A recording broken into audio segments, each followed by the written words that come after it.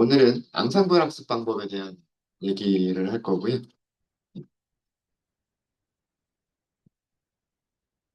어, 앙상블 학습 방법. 앙상블이란 얘기가 뭐예요? 앙상블? 앙상블 하면 뭐가 생각나십니까? 음악회? 맞아요. 맞아요. 어, 어떤 게 앙상블이에요?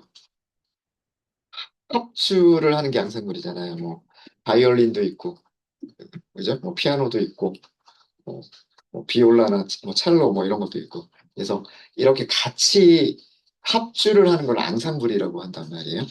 네.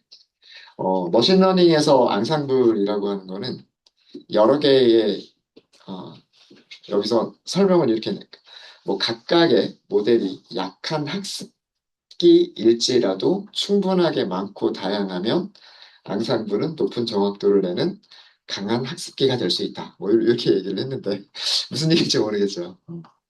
약한 학습기라고 하는 거는 뭐냐면, 그러니까 러너라고 하는 건 우리말로 학습자잖아요. 학습자, 그러니까 학생. 학생은 공부를 하잖아요. 머신러닝 입장에서는 머신러닝 알고리즘이 데이터를 학습하는 거잖아요. 그죠? 그러니까 머신러닝 알고리즘을 얘기하는 거예요. 머신러닝 알고리즘 각자는 성능이 별로 안 좋을 수도 있다. 데이터를 학습을 데이터를 학습을 했지만 뭐 정확도라든가 아니면은 뭐 결정계수라든가 이런 점수가 안 좋게 나올 수가 있다는 얘기예요. 그게 성능이 안 좋은 모델. 네, 그거를 약한 학습기라고 부르는 거예요. 성능이 안 좋은 머신러닝 모델을. 그런데 그런 그 성능이 안 좋은 머신러닝 모델들 개개인은 그럴지 모르겠지만 얘네들을 앙상블을 하게 되면, 그러니까 조합을 하게 되면 서로 함께 같이 일을 하라고 하면 그러면 강한 학습기, 그러니까 그 시험 점수가 좋은 학습자가 될 수 있다. 즉, 좋은 성능을 보여주는 머신러닝 알고리즘이 될 수 있다라고 하는 게 앙상블 학습 방법의 그 기본적인 생각인 거예요. 어, 뭐 비유를 하자면 뭐 그런 거예요.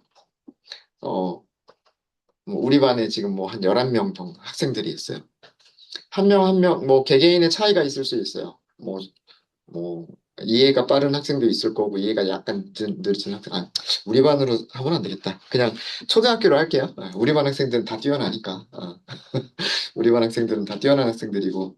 자, 초등학교에서, 그, 초등학생 개개인들은, 그죠? 예. 누구는 선생님의 말씀을 뭐 잘 이해한 학생도 있을 거고, 이해가 조금 느린 학생도 있을 거고, 그럴 거란 말이에요. 그 학생들한테 문제를 딱 주는 거죠. 예, 문제를 풀라고 해서 누구는 맞출 수도 있고, 누구는 틀릴 수도 있어요. 그죠? 음, 음. 뭐, 개개인은 뭐 90점, 40점, 50점, 뭐 80점, 이렇게 될 수가 있어요. 근데 만약에 그 학생들을 다 평균을 낸다고 생각을 해보세요. 그죠? 평균을 낸다고 생각하면 못하는 학생들 점수보다는 좋을 거 아니에요. 물론 잘하는 학생들보다는 살짝 떨어질 수는 있지만, 그러니까 아주 잘하는 학생 한 명보다는 약간 점수가 떨어질 수는 있지만, 아주 못하는 학생들보다는 점수가 좋을 거란 말이에요. 그죠?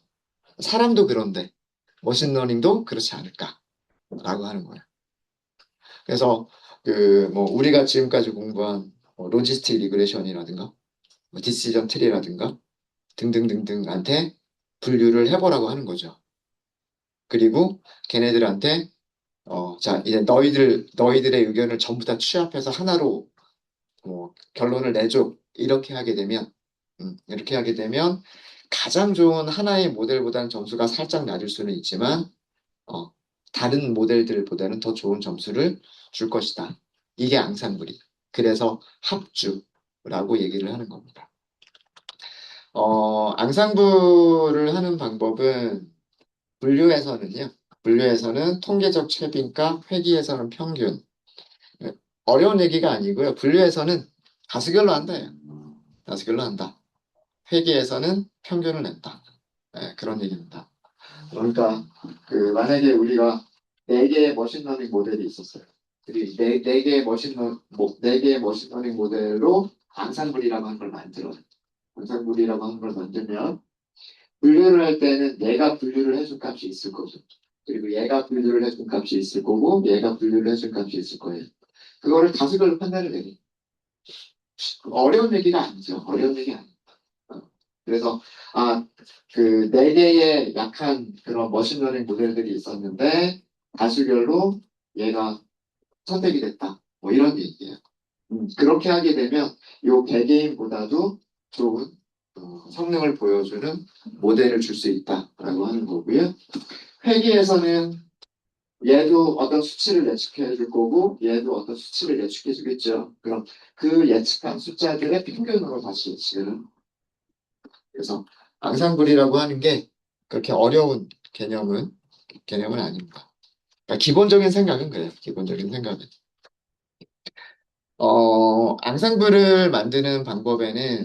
앙상블을 만드는 방법에는 두 가지가 있어요. 다른 알고리즘들을 훈련시켜서 같은 데이터셋, 다른 알고리즘들을, 다른 알고리즘들을 같은 데이터로 학습을 시켜서 앙상블을 만드는 방법이 있고요. 또 다른 방법은 알고리즘은 하나만 사용을 하되 훈련을 시킬 때 훈련셋에서 랜덤하게 샘플링한 걸로 각각 다르게 훈련을 시키는 거예요. 그러니까 교차 검증하고 비슷하게 알고리즘은 뭐 예를 들면 디시전 트리라고 하는 알고리즘 하나만 사용을 하는데 첫 번째 디시전 트리는 전체 훈련셋에서 뭐 한 70%만 뽑아가지고 훈련을 시키고 두 번째 디시전 트리는 다시 랜덤하게 섞은 다음에 뭐 그 중에서 다시 뭐 50%랑 60%만 꺼내가지고 훈련을 시키고 세 번째 디시전 트리도 다시 전체 훈련셋을 다시 랜덤하게 또 섞어버리는 거예요. 섞어버린 다음에 그 중에서 이번에는 한 80%를 꺼내서 훈련시키고 그럼 디시전 트리들마다 훈련되는 경향이 달라지고 만들어진 트리가 달라지겠죠. 어, 훈련한 데이터의 양도 달라질 거고 훈련한 데이터의 종류들도 샘플들도 달라질 거고 각각 전부 다 다른 트리를 만들어낸단 말이에요. 각각 다른 트리들에서 예측한 값들의 평균 값을 찾거나 아니면 다수결로 선택을 하거나 그게 앙상블의 기본적인 생각입니다. 그래서 다른 알고리즘들을 같은 훈련셋으로 훈련시키는 방법이 있는 거고요. 같은 알고리즘을 다른 훈련셋으로 훈련시키는 방법이 있어요. 근데 둘 중에서 더 많이 사용하는 거는 두 번째 방법을 더 많이 사용을 합니다. 두 번째 방법은 랜덤 포리스트라고 하는 알고리즘이 있는데 그 랜덤 포리스트 알고리즘이 딱 이거예요. 어, 디시전 트리 하나만 사용하면서 훈련 셋들을 여러 가지로 조합하면서 훈련시키는 그게 그 앙상블 학습 방법이고요. 그 다음에 배깅이라고 하는 게 있는데 이 배깅 부트스트래핑이라고 얘기를 합니다. 부트스트래핑이라고 하는 게 뭐냐면 그 샘플들을 무작위로 뽑을 때 요거는 두 번째 훈련셋 안에서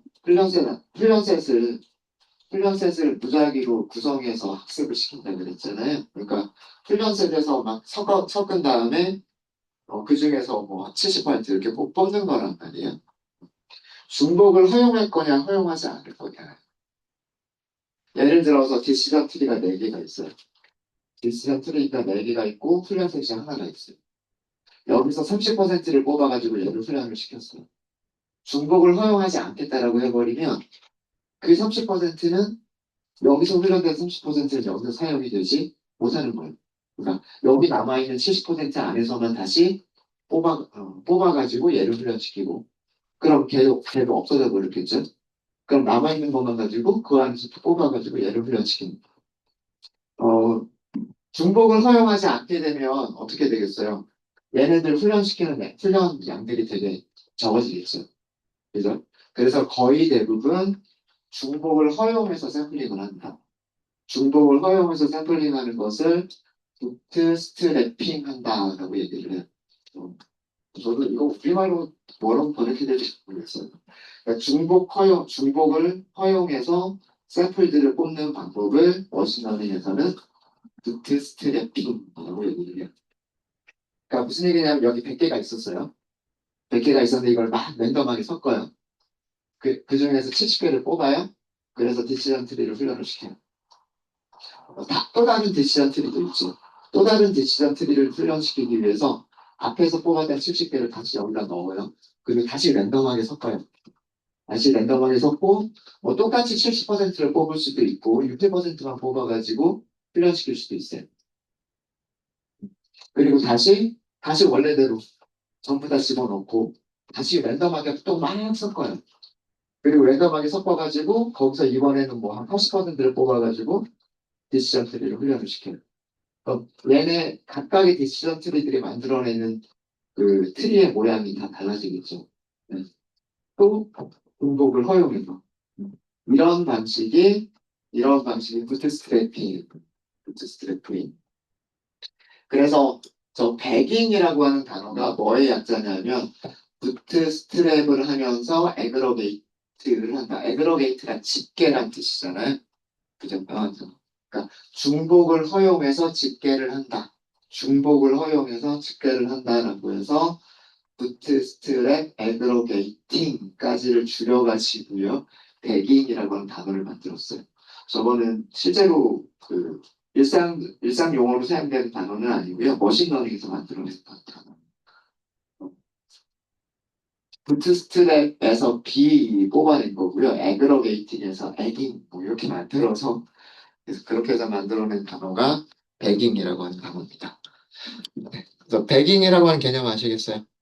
머신러닝 여러 개의 머신러닝 알고리즘들을 훈련을 시킬 때 훈련셋을 랜덤하게 섞고 그 다음에 그 중에서 일부를 뽑아가지고 첫 번째 머신러닝 알고리즘을 훈련을 시키고 두 번째 다른 머신러닝 알고리즘이 있을 텐데 에, 그거를 훈련시킬 때도 마찬가지로 다시 원래 전체 훈련셋에서 다시 랜덤하게 막 섞은 다음에 또 일부를 가지고서 다른 알고리즘을 훈련시키고 그런 방식이 배깅이라고 하는 방식입니다. 배깅. 그래서 앙상블 학습 방법 중에서 가장 중요한 알고리즘이 랜덤 포리스트예요. 랜덤 포리스트. 랜덤은 임의의, 무작위의 그런 뜻이고 그 다음에 포리스트는 숲이란 뜻이잖아요. 네, 숲에 들어가면 뭐가 많이 있어요? 나무들이 많이 있죠. 딱 그거예요. 여러 개의 디시전 트리들을 앙상블에서 만든 그런 알고리즘이 랜덤 포리스트인 거예요. 그러니까 한마디로 얘기해서 배깅을 사용한 디시전 트리들의 앙상블. 어, 그러니까 배깅을 사용했다는 얘기들은 어, 훈련셋을 중복을 허용하면서 랜덤하게 어, 훈련시킬 세트를 뽑아낸다는 뜻이고 그 다음에 알고리즘 디시전 트리 하나만 사용한다는 얘기고 디시전 트리를 여러 개를 각각 다른 훈련셋으로 중복이 허용된 훈련 샘플들을 가지고서 각각 훈련을 시킨다는 얘기예요. 디시전 트리가 그런 여러 가지 종류의 디시전 트리들이 있으니까 트리들의 앙상블이 되는 거예요. 그거를 랜덤 포리스트라고 합니다. 그래서 우리는 그 랜덤 포리스트를 사용을 할 겁니다. 어, 훈련 시간이 조금 그 오래 걸릴 수는 있어요. 아무래도 디시전 트리를 굉장히 많이 사용을 하기 때문에 훈련 시간이 오래 걸릴 수는 있지만 대부분의 그 회귀 모델이나 대부분의 분류 모델에서 좋은 성능을 낸다라고 알려져 있습니다. 그 다음에 부스팅이라고 하는 게 있어요. 이게 배깅하고 또 다르게 그 부스팅이라고 하는 용어를 또 아셔야 되는데 요거 부스팅은 약한 학습기를 여러 개 연결해서 강한 학습기를 만든다 예요. 그러니까 그 앙상블의 기본적인 생각이 부스팅인 거예요. 뭐 약한 성능이 안 좋은 어, 머신러닝 모델을 여러 개를 연결한다. 연결하는데, 그 연결하는 방법에 따라서 그 부스팅은 순차적으로 훈련을 시키는 거예요. 자, 이게 배깅과 부스팅의 차이점인데, 배깅은요, 배깅은 하나의 훈련 셋을 사용하는데, 랜덤하게 뽑아서 얘를 훈련시키고, 랜덤하게 뽑아서 얘를 훈련시키고, 얘를 병렬적으로 훈련시킬 수가 있어요. 자, 첫 번째 CPU한테 디시전 트리를 주면서, 여기에서, 여기에서 70% 뽑은 거 가지고, 디시전 트리를 만들어라, 라고 하고, 두 번째 CPU한테, 디시전 트리한테 뭐 여기에서 80%를 가지고 트리를 만들어라 이렇게 할 수 있고 병렬적으로 동시에 훈련시킬 수가 있어요. CPU만 충분하면 얘네들을 병렬적으로 훈련시켜서 그 결과를 만들어낼 수가 있습니다. 그럼 훈련 시간이 적어지겠죠. 적어질 거고요. 그게 백인이에요. 어, 훈련 세트에서 중복을 허용해서 샘플링한 데이터들을 가지고서 각각 훈련시키는 거기 때문에 병렬적으로 훈련시킬 수 있는 거예요. 병렬적으로. 근데 부스팅은 어떻게 하는 거냐면, 뭐 그림 설명드리기 전에 이렇게, 혹시 여러분들 그 중고등학교 다니실 때 오답 노트라는 거 만들어 보셨어요? 뭐 시험 보고 틀린 문제들만 정리해가지고 노트 만들고 그런 거 있죠. 딱 그거예요. 이게 뭐냐면 내가 문제지를 한번 풀었어요. 그래서 내가 이렇게 채점을 해봤는데 틀린 문제들이 있어요. 그래서 오답 노트를 만들었어요. 오답 노트를 막 공부했어요. 그런 다음에 같은 문제지를 한번 더 풀어봤어요. 같은 문제를 한번 더 풀어봤더니 오답 노트를 풀었던 거는 맞췄는데 그 전에 맞췄던 게 또 틀릴 수도 있는 거예요. 그럴 수도 있죠. 그럼 두 번째 오답 노트를 또 만들어요. 그 두 번째 시험 문제에서 틀렸던 것들 위주로. 음. 그래서 오답 노트 만들어서 공부한 다음에 또 문제지를 다시 한번 똑같은 문제를 또 풀어봤어요. 그랬더니 두 번째 오답 노트에서 만든 거는 잘 맞췄는데, 첫 번째 오답 노트에서 만들었던 거를 잊어버려가지고 또 틀렸어요. 이런 식으로 오답 노트를 계속해서 반복해 가면서 만드는 거예요. 한 10번 만들면 그 문제지에 있는 거는 100점 맞지 않을까요? 그죠? 그 개념이에요. 부스팅이라고 하는 건 그 개념입니다. 전체 훈련셋을 한번 훈련을 시켜요. 한번 훈련시키면 비슷하게 잘 맞추는 것들도 있고 오차가 있는 것들도 있을 거예요.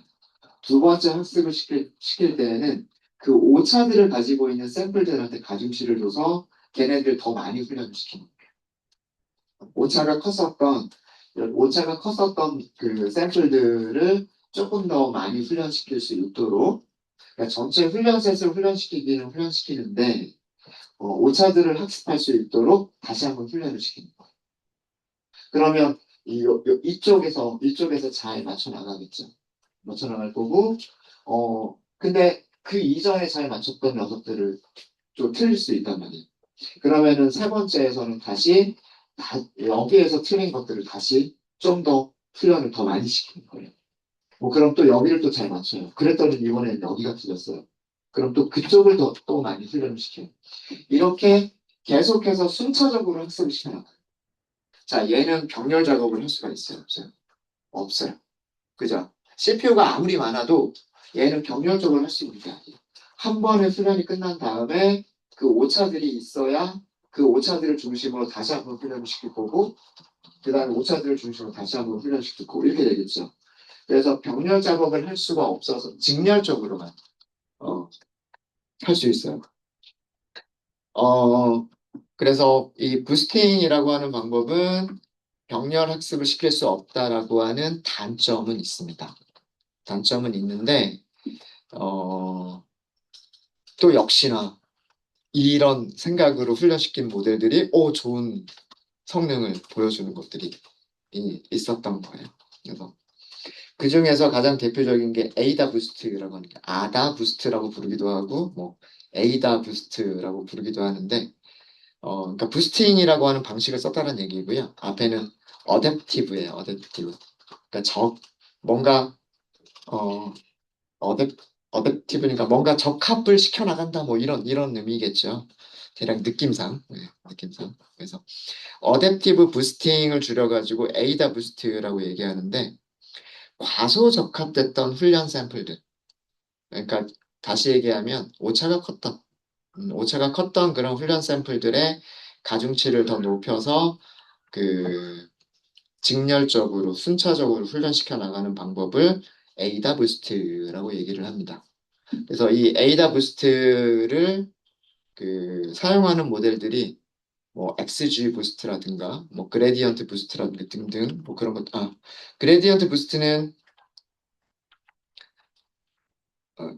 에이다 부스트는 과소적합된 훈련 샘플들의 가중치를 높이는 거고, 그 다음에 그레디언트 부스트는 잔여 오차를 훈련시킨다라고 되어져 있어요.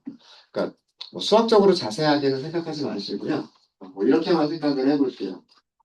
어,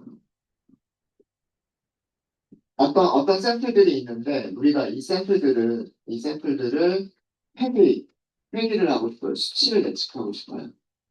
수치를 예측하고 싶은데 디시전 트리로 딱 만들어 보면요. 트리는 평균값, 평균값, 평균값으로만 하기 때문에 보통 계단 모양으로 나와요.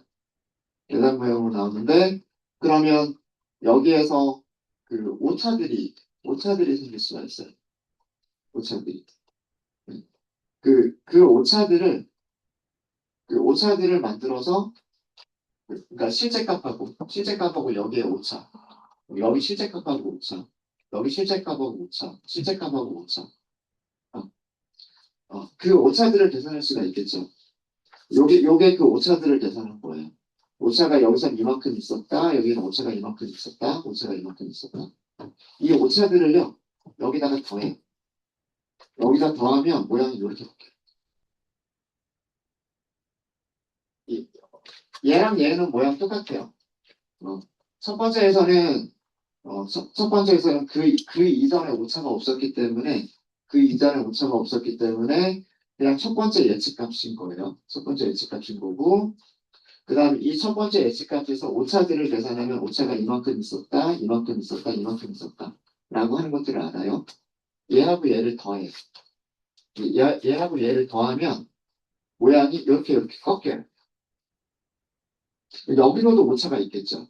근데 아까보다는 이 처음 그림보다는 얘네들 이만큼 오차들이 있었죠. 여기 이만큼 오차들이 있었죠. 근데 이렇게 많이 꺾이게 되면 오차들이 조금은 줄어들었어요. 그죠? 이쪽이 오차예요. 오차들이 좀뭐 이런 모양으로 되더라. 그럼 얘하고 얘를 또 합쳐요. 얘하고 얘를 합쳐요. 그러면 더 많이 꺾이겠죠. 이런 과정을 반복하다 보면 저 계단식으로 꺾인 예측값들이 부드러운 곡선에 가까워져요. 그러면은 그 비슷해지겠죠. 그래서 이렇게 잔여 오차, 레지듀얼 에러라고 하는 것들을 학습시키는 방식을 그레디언트 부스팅이라고 얘기를 하고요. 그레디언트 부스팅의 가장 대표적인 알고리즘이 XG 부스트, 익스트림 그레디언트 부스팅이라고 하는 알고리즘이 있어요. 이것도 되게 좋은 성능을 내는 앙상블 학습 방법 중에 하나입니다. 그래서 이 앙상블 학습 방법에 앙상블 학습 방법을 이용한 알고리즘들이 굉장히 많이 있어요.